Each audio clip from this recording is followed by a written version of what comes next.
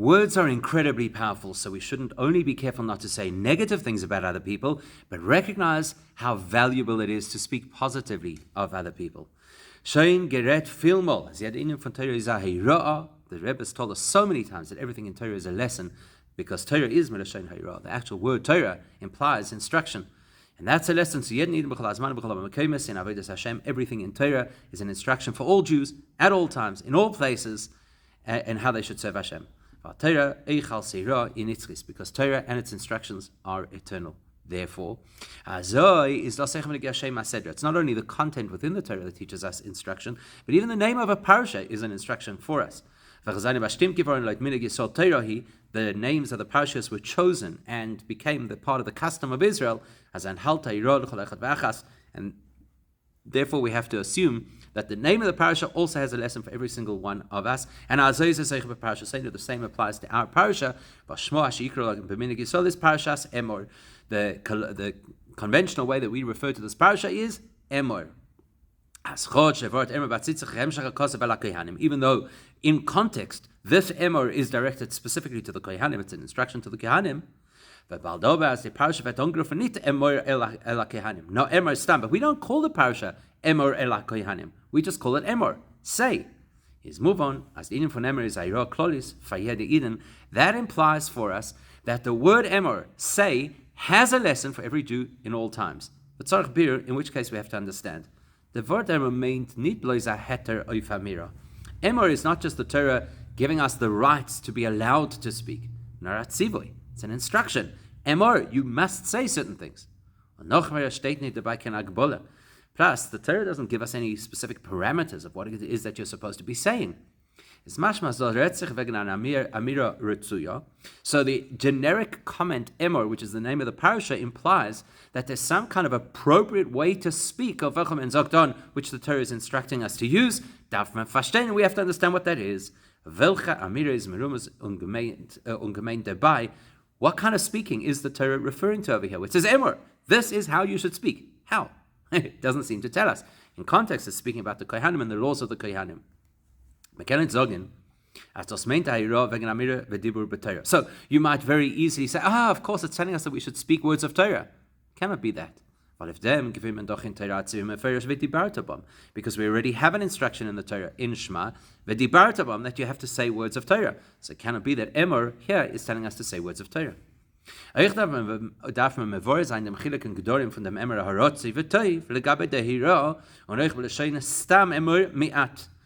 let's also understand how we're going to reconcile this instruction, which is Emor, speak, with the instruction of the Mishnah and Pirkei Avos, that is Emor Ma'at, limit your speech.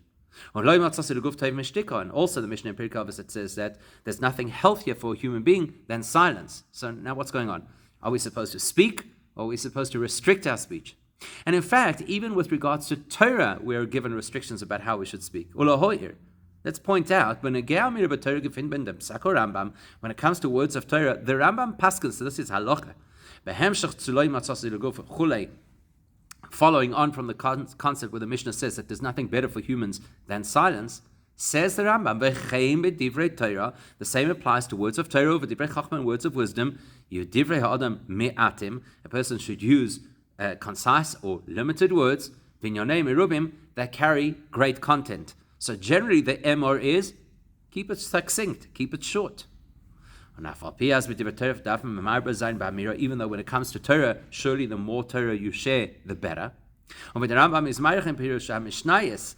Rambam goes into detail in his Pirush HaMishnayos in Mishnah Halal Lo Matzos Chulei, on that final Mishnah, or the almost one of the last Mishnahs in Perek Aleph of Pirkei Avos, which says, I haven't found anything better for humans than silence. So he explains that there are 5 different ways that language could be used as the Ershta Madrega, and the highest level of language usage is the Dibra Vach is Mitzvah boy who creates a mitzvah boy who creates a Torah v'limud creates a Talmudah, the mitzvah of learning Torah. Is ilu hayadam yochel ledaber by kol yomav hayatov. There the Rambam says, if you could spend your entire life only speaking words of Torah, that would be ideal. But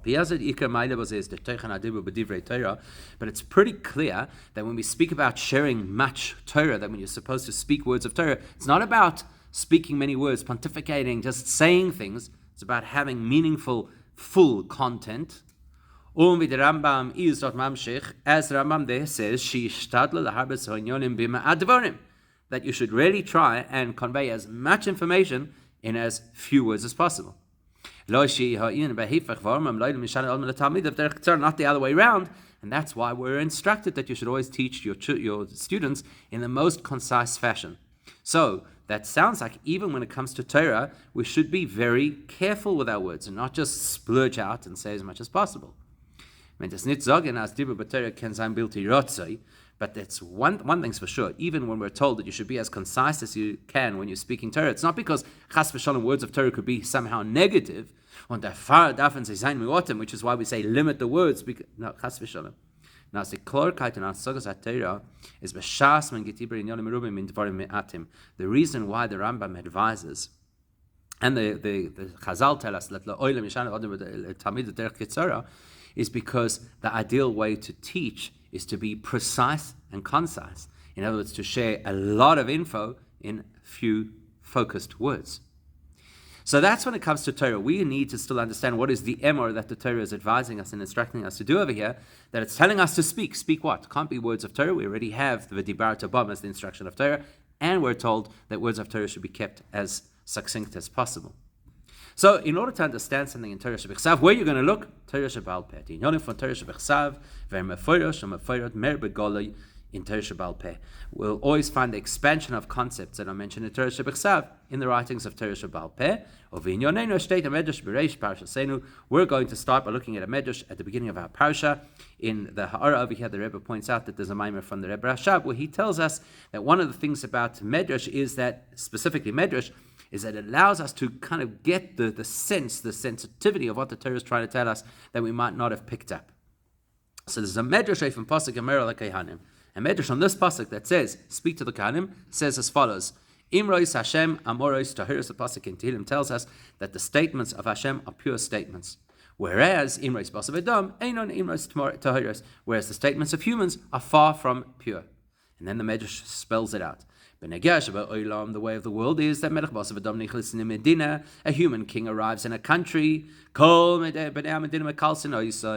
Everybody starts to praise him, and he appreciates and enjoys the praise that he gets. So therefore, he promises them, tomorrow I'm going to build you all kinds of facilities for your community. What happens the next day? He oversleeps, doesn't get up, doesn't deliver. So where's the king, and where are his statements and his promises? Says the Medrash, Aval HaKadosh Baruch Hu Einei Kain. The Eibishter is not chas v'shalom that way. Whatever the Eibishter says and does is absolute truth. Lama emes. Why is the Eibishter truth? Because he is the absolute source of all life, and he is the king, the eternal king over the entire world. So what's the point? The point is because the Eibishter is true life, therefore whatever the Eibishter says is going to be true and pure. Now Jews are also considered alive because we are connected to the Eibishter, like the pasuk says, that you, by virtue of the fact that you are connected to the Eibishter, you are alive today. Is move on. So if the Eibishter, who is the source of life, that his statements are pure because the Eibishter is the truest source of life, we who are connected to the Eibishter and connected to life also have the capacity to say things that are pure things to say. That's where the Emor is moving us, to say things which are pure. And that means that the things we're saying will actually and definitely become true. Nochmer. That's generically for the Jewish people, specifically tzaddikim. Because we're told that tzaddikim are similar to their creator. When the Eibishter says something, it's not only that it's guaranteed to actually happen, not the Amir Gufo Poiled, but the words are what make it happen. When the Eibishter speaks, that makes reality. With the Eibishter's words, heaven was made. Through the 10 utterances, existence was made. Al derech ze kvayochel izoich bei tzadikim faran an amira, was the amira gufa is peil piula. When you're dealing with a tzaddik can speak, and his speech causes things to actually happen. And as we'll see later on in the Sikha, we also have this to some degree. So, what kind of speaking are we referring to over here? That the tzaddik is going to speak and it's going to make realities. Is this moving from the Hemshech and Divrei HaMedrash? So, as that Medrash continues a little bit later on in the Medrash, it will give us a clue. Because it says, Matzinu Tinoikos b'mei David, actually, Tom Otam Chet, we're told that in the time of David HaMelech, even the young children who were still in their state of innocence, they had such insight that they could interpret any part of the Torah, 49 perspectives on how something could be Tomei, and 49 perspectives how it could be Torah. And David HaMelech davened for them. Ata Hashem tishmerem, Ata Hashem natar oiraiseyon beliboy. So David HaMelech davened to the Eibishter, keep their Torah in their heart. Tinserem and ador chulei, and protect them, etc. And despite their learnedness, and despite David's davening, the Medrash continues as from deswegen, nevertheless, after all of this great accolades that was given to the people of David's time, they went to war, and people, unfortunately, there were severe casualties. Says the Medrash, why was that? Because they spoke Lashon Hara about each other, they spoke negatively about each other, that's why people fell. And the Medrash is Marich and Demchemin for Lashon Hara and Firdois, and then the Medrash goes into a whole lot of detail and gives different examples of people who spoke Lashon Hara about David HaMelech, etc., and how serious Lashon Hara is. And then the Medrash concludes, V'lama Korah Shlishi, why is Lashon Hara called threefold? Shahirik Shloisha, because it harms or kills three people. V'oimroi, the person who says the Lashon Hara, V'hamekablei, the person who is willing to hear it, V'hanemar olav, and the victim of their conversation. So, if the Midrash is telling us Imrois Hashem Amoris Tahiros, that the Eibishter's words are pure, and then it speaks about Lashon Hara, the implication is therefore moving as the Amira Tova Uretsuya, that the appropriate and good way to speak, Emor, which is what the Torah is telling us we should pursue by saying Emor, speak in this way, is the Hefech HaGomer for Lashon Hara, must be the opposite of Lashon Hara. The Medrash helps us understand that, because in the context of the Parsha Emor and the Pasuk Emor El HaKohanim, it tells us about the dangers of Lashon Hara, and implying therefore that the value of good speech is the opposite of Lashon Hara, which is what? Amira b'shevach havero, speaking praise of your fellow Jew. And as we've pointed out, not only is that good for the individual, but speaking positively about somebody has an impact on that person. In the same way as the Eibishter's words create, our positive words, our praise of other Jews, creates realities for them, as we shall see later. Before we get there, we're going to examine how the Rambam discusses this issue in Hilchos Deos. In Perek Hey, in the halacha, what the Rambam is mevor, wie es darf sein, der Dibur von der Talmid Chacham. So we're going to look at what the Rambam says in two prakim, Perek Hey and Perek Vav. In Perek Hey, he speaks about a Talmid Chacham and how a Talmid Chacham is supposed to be a model citizen, and one of those things is how the Talmid Chacham should speak. Zokter mesaper b'shevach haverei v'loi b'gnusei klal. So the Rambam tells us that a Talmid Chacham is somebody who speaks the praise of his fellow Jew and never anything disparaging about him. Weiter in Perek Vav, then in the following Perek, the Rambam expands out from the Talmid Chacham and speaks about the entire Jewish community and tells us that every single Jew has an obligation to love every single Jew as much as themselves. Shenema, as the Pasuk tells us, that you should love your fellow Jews yourself. Therefore, says the Rambam, you have to share the praise of a fellow Jew. So we have to understand, why is the Rambam effectively telling us the same thing twice? And, as we'll see in a moment, well, the Talmid Chacham seems to be addressing a potential mistake that the Talmid Chacham could make that he doesn't even raise with regards to the rest of the nation. So we need to understand. What does the Rambam mean when he speaks about sharing the praise of another person, which, as we've seen, is something that the Rambam mentions about the general populace and about a Talmid Chacham? Why does that have to be highlighted specifically in the case of the Talmid Chacham? It's actually a responsibility that we all have. Applies to every single Jewish person. Why does the Rambam have to highlight it by a Talmid Chacham?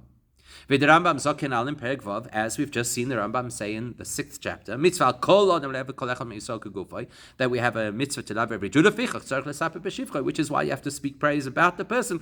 So why did you have to highlight it specifically with the Talmid Chacham, as if the Talmid Chacham needs a special mitzvah to speak positively about a fellow Jew? So, Bepashas come in Enfrin. Perhaps the easiest way to address this is to say, the chiluk zwischen die zwei halachas and die zwei prakim is there's actually a big difference between the focus of the halachas in chapter 5 of Hilchos Deos versus the focus in chapter 6. In Perek Hey, redt der Rambam wegen dinim v'chiyuvim von der Talmid Chacham. Perek Hey is speaking to the Talmid Chacham, speaking about all his responsibilities. V'chazayin get some Talmid Chacham atzmoi, which is basically speaking about how the Talmid Chacham has to care for himself spiritually. Und mit der Rambam hebt on dem Perek, as the Rambam begins that chapter by telling us, in the same way as you can recognize who is a chacham because of their wisdom and their knowledge, which distinguish him from all other people, it should be equal that you can discern a Talmid Chacham by his behavior and by the way that he speaks. So, in that context, telling a Talmid Chacham how you should be a unique model citizen, then the Rambam goes into details that have to do with the Talmid Chacham's special status, which will distinguish him from the rest of the nation. But the Rambam adds, the Rambam wraps up that chapter by saying that a person follows all of these things, which the Rambam says, the way he eats, the way he drinks, the way he conducts his marriage, the way he dresses, the way he does business, etc. Anybody who follows this methodology, it's about that individual, which tells you that the Rambam is speaking about the greatness of the individual. The pasuk says, that the Eibishter says, you are my servant, from whom I will take pride. In other words, because this person is a Talmid Chacham, the Talmid Chacham has to respond in these specific behaviors. The 10 categories that the Rambam goes through. The way he eats, the way he drinks, the way he dresses, the way he conducts business, etc. And all of that has to be noim umetukonim beyoser. It all has to be in the best way possible. Because when the Talmid Chacham conducts himself in the best way possible, everybody will praise him, and everybody will love him, and people will aspire to be like him. On air is Mekadosh Hashem. So the Talmid Chacham, as an individual, will have reached his purpose, which is to sanctify Hashem's name. That's Perek Hey. Instructions for a Talmid Chacham, how to be the best Talmid Chacham you could be.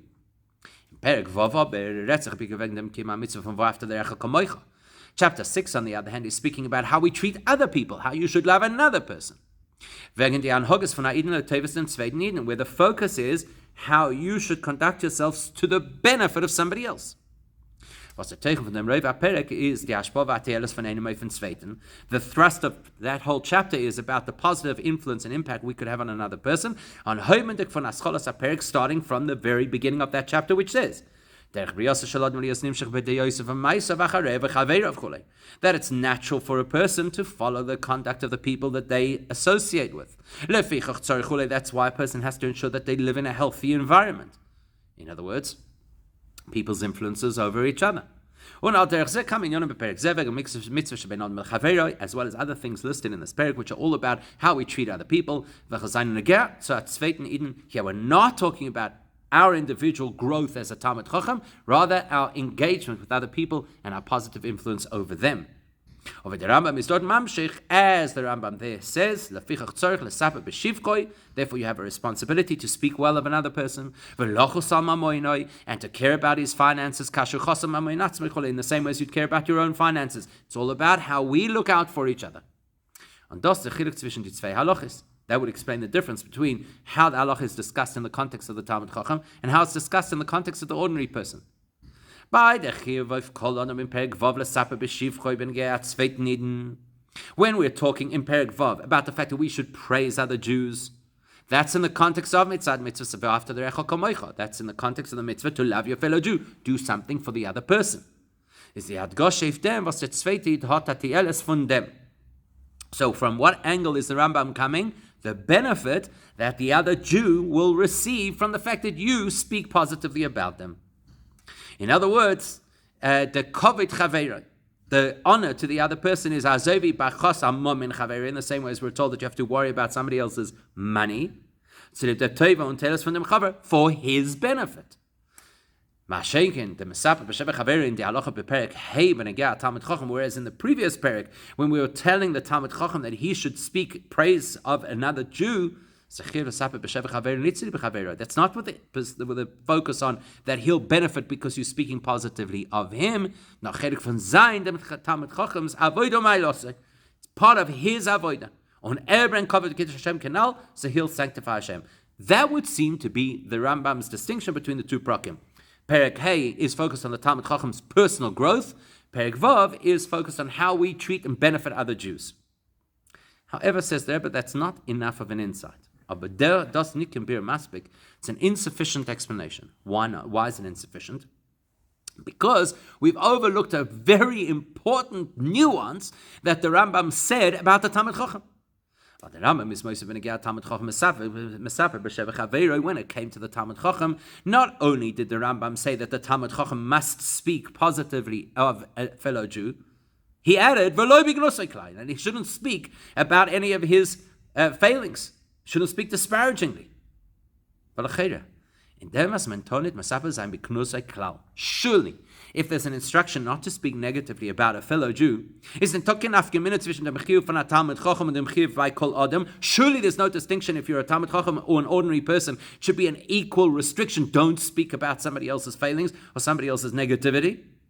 That is Lashon Hara, which is universal. Which is a subject deserving of an entire chapter that the Rambam dedicates to it. Why highlight it with a Talmid Chacham? What do we think? Talmid Chacham are more inclined to speak negatively about people that he has to have a special warning? Even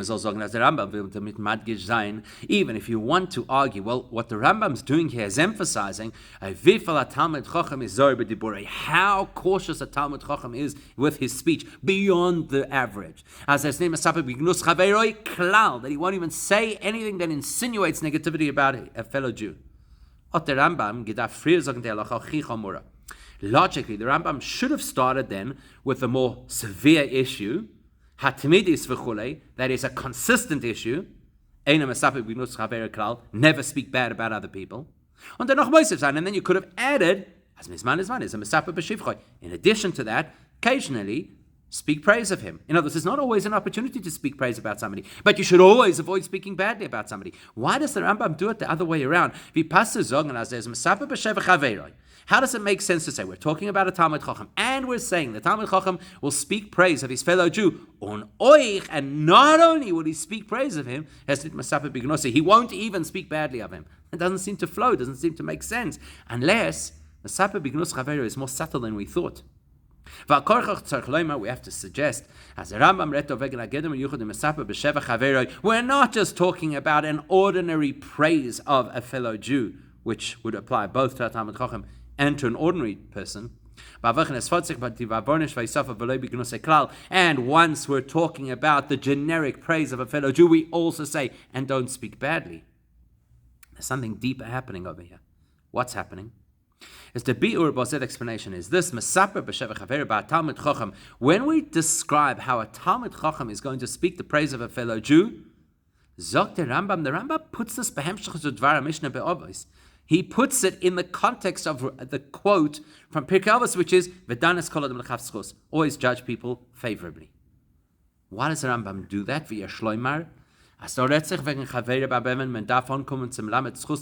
Because the context is, you know what kind of Jew we're talking about over here? The Jew you have to judge favorably. Now let's be honest, if you're already talking the language of judge favorably, that means if you picked something up that's not so favorable. And that's why you have to give them the benefit of the doubt, or look for the good in them. Das heißt, in other words, in Dan Hoga von Chaveri is doa dover bilti rotze. That means that here we're dealing with a person who's misbehaved. Aber sein der Talmid Chacham, but because the person looking at this individual is a Talmid Chacham. Was führt sich Leute mit der Chassidusum from Masechta Avos? And a Talmid Chacham obviously lives beyond the requirements of the law and with the sensitivity that Pirkei Avos teaches us. That's why he's judging the person favorably in spite of the fact that the person did something wrong. Now we have context. We're talking about somebody who misbehaved, and yet the Talmid Chacham is dan lekaf skos mesaper b'shivchoi. Und man geht dem in that context, in the context where the person is supposed to, the Talmid Chacham is supposed to judge the other person favorably, is that even in the context of a Talmid Chacham who has noticed somebody doing something inappropriately and is now working through the process of judging him favorably, not only does he judge him favorably, but he speaks praise of him, and he doesn't even insinuate something negative. In other words, that means that the Talmid Chacham notices something negative about this individual and focuses instead on praise. Not only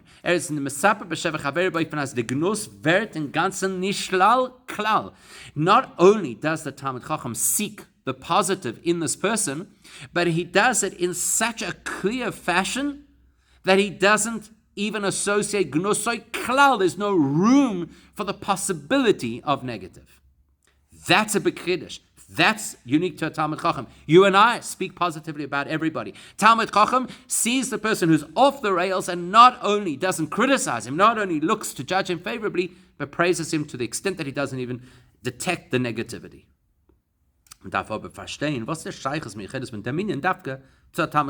So why only a Talmid Chacham? Why not the rest of us? Why is the Talmid Chacham specifically the person who's supposed to have that very high level?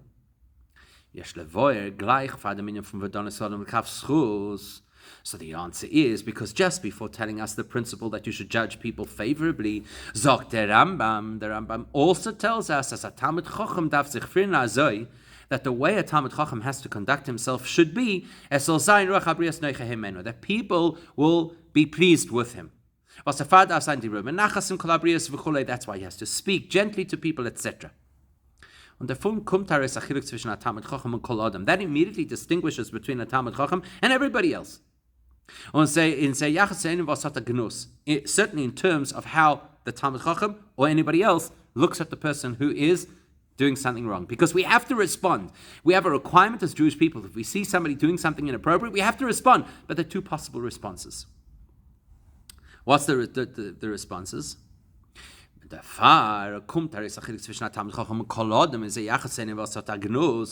So there's a difference between a Talmid Chacham and an ordinary person in how they react to the individual who's done something inappropriate.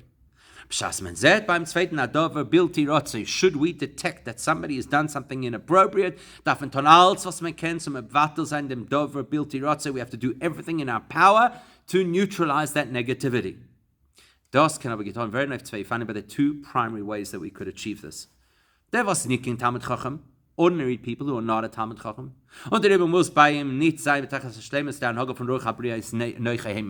who don't have to carry the responsibility that the people always have to see me in the best positive light. Such a person rebukes the individual. Listen, you're out of line. Obviously within the parameters of Torah, not as a personal ego trip. But you got to rein the person in. You did something wrong. But a person is a Talmid Chacham who has a requirement to always speak in a pleasant way with every single person, implying in every single situation. His response cannot be to speak harshly and rebuke. It has to be benachas, in a pleasant way. As the Rambam tells us, the Talmid Chacham, even though he's addressing somebody who's done wrong, he has to speak his praise and not even an inkling of the negativity. Why? Because when the Talmid Chacham praises this individual, it will bring out the good within them.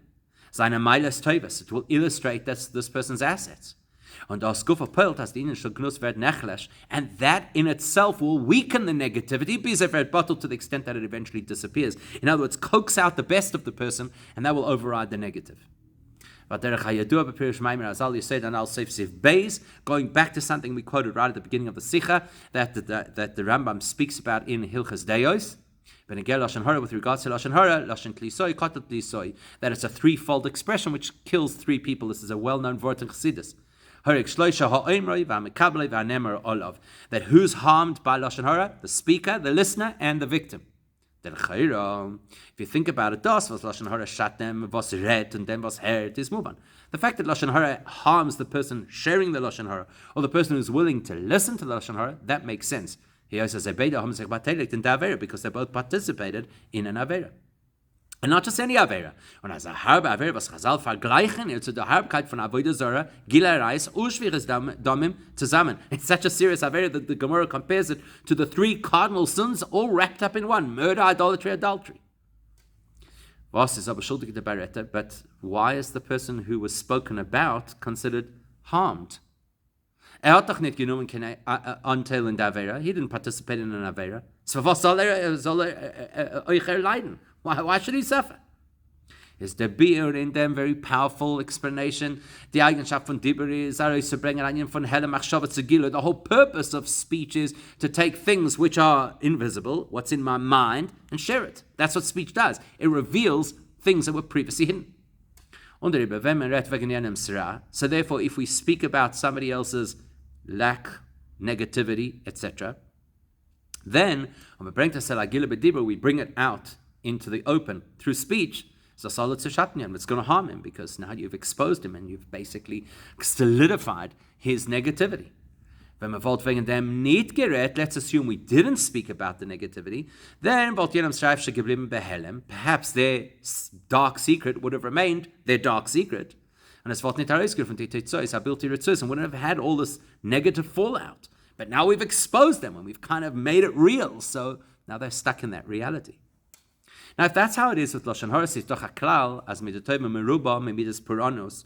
We know that the nature of positive is far more powerful than the nature of negative.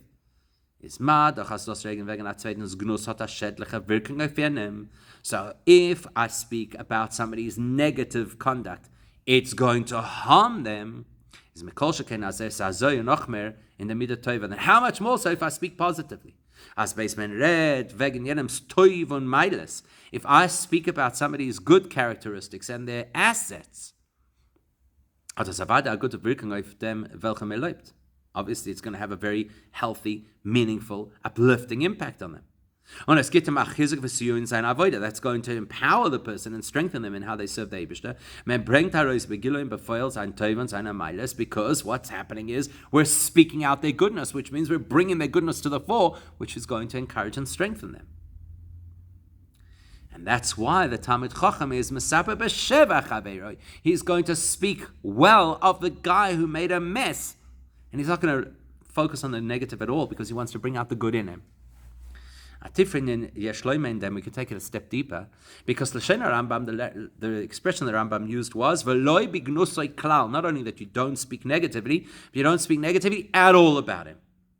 And that illustrates as a Talmid Chacham was is mekayim dominion from Vedonis kol adam lekaf schus. That's telling us that a Talmid Chacham who truly judges a person favorably, ki the boy, the way that one should, is safe sight. If you really judge somebody favorably, you don't see the bad.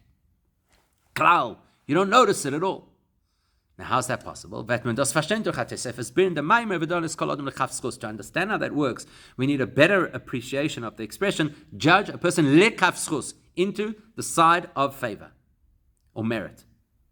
The Alter Rebbe is Mavor Baruch in Tanya. The Alter Rebbe explains in Tanya, in the Bir Maimer Chazal, Al Todinas Chavercha Shetagialim Koimoy, that when the Mishnah in Pirkei Avos tells us, don't judge your friend until you have reached their place, says the Alter Rebbe, why their place?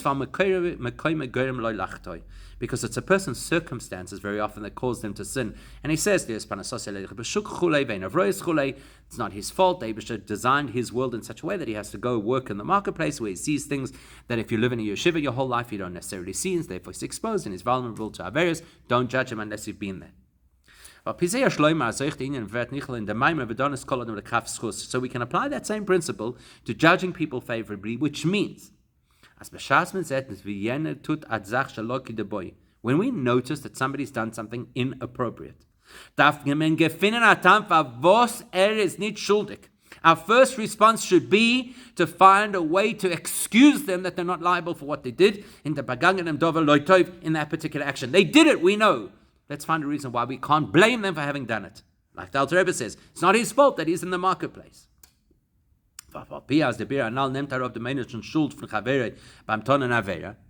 So now, if I'm going to do that, then surely I'm diminishing the liability, the responsibility that the person has for his Aveira. In other words, I'm giving a reason why this person should not be liable for what they did. But that's not good enough. I haven't yet got schus. Schus is not just to mitigate what they did wrong. Okay, so you can't blame the guy, it's his circumstances, that's where he is. So we won't hold him liable for his choices. Schus is more than that. Schus is zach, that he's reached a state of clarity, that he's reached a state of merit. How do we get the person there? The explanation is when you look at it. And we notice that the Eibishter has given this Jew so many challenges in their spirituality. Like the example the Alter Rebbe gives. That the Eibishter decided the way this person has to earn a living is he has to go expose himself into the marketplace, where he sees things that he shouldn't see. We have to recognize this. We have to recognize if that's the challenge the Eibishter has thrown at this person. The Eibishter never gives us something that's beyond our abilities. Must be that the Eibishter already gave this individual very great power and resources to be able to overcome their challenges. Otherwise, the Eibishter would never have given the challenge. Therefore, the limit schus is not a time of nit bashuldik in chaveroi. If I'm going to judge somebody favorably, that doesn't only mean that I won't blame them for their choices or their mistakes. I need to be looking for the greatness in that person, because somebody being challenged in this way must have greatness. I need to find it.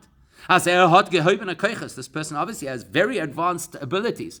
The kind of abilities to overcome those very heavy challenges. I need to find those abilities. That's the deeper meaning of judging somebody favorably. If I defend somebody, is by Megalo and bringt heraus die behaltene Kirches for seinen Doinim. It's not just saying, Nebech, poor person, they're in a difficult situation. It's, look at what the Eibishter did. Obviously, that person has incredible power, and therefore I've got to bring out that power. Azoi, as soll kennen befehl, beistände Nisonis, und es wird so bottle agnusso kanal sifei. I need to speak positively, Mesaper B'Shivroi, to the extent that this person comes out with all of their greatness, all of their power, all of their resources, all of their abilities, so that all the negative is neutralized. And das ist, was der Rambam sagt, dass a Talmid Chacham is done, is called him the Chavschus. That's why the Rambam tells us, what's a Talmid Chacham? Somebody who judges a person to the side of merit, not just favorably. And it's a person who speaks the praise of a fellow Jew, and not even an insinuation of their negativity. Because a Talmid Chacham amiti, a true Talmid Chacham, was is done, is called him the Chavschus, who judges favorably,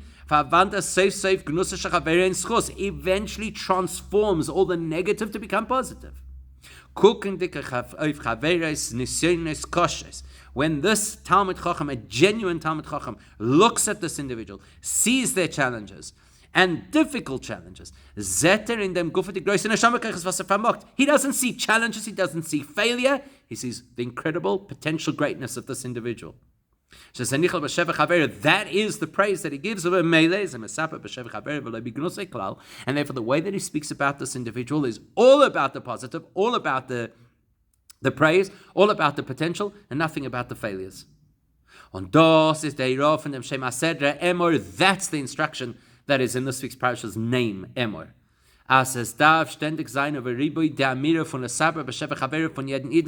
Speak positively, more and more positive about every Yid.